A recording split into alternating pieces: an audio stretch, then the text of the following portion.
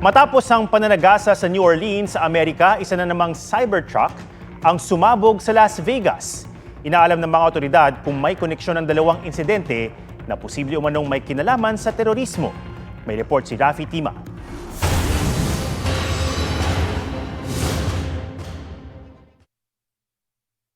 Nakaparada sa tapat ng Trump International Hotel sa Las Vegas ang Tesla Cybertruck na yan nang bigla itong sumabog.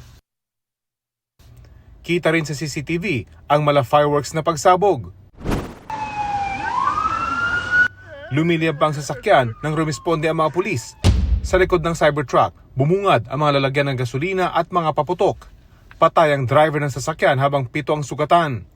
Pagmamayari ni President-elect Donald Trump ang hotel, habang campaign supporter at incoming efficiency czar ni Trump ang CEO ng Tesla na si Elon Musk. Sa post sa X, sinabi ni Musk na nirentahan ng sasakyan at ang nagdulot ng pagsabog ay mga paputok o bombang kinarga rito.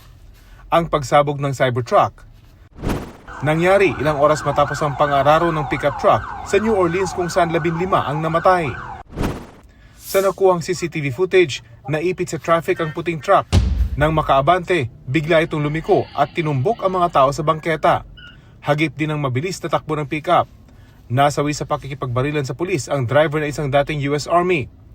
Iniimbestigahan ang koneksyon ng suspect sa mga terrorist organization matapos makakita ng ISIS flag sa truck. May natagpuan ding improvised explosive device sa likod ng truck.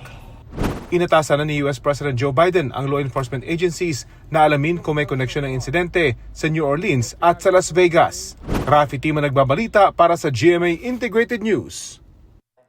Huwag magpahuli sa mga balitang dapat niyong malaman. Mag-subscribe na sa GMA Integrated News sa YouTube.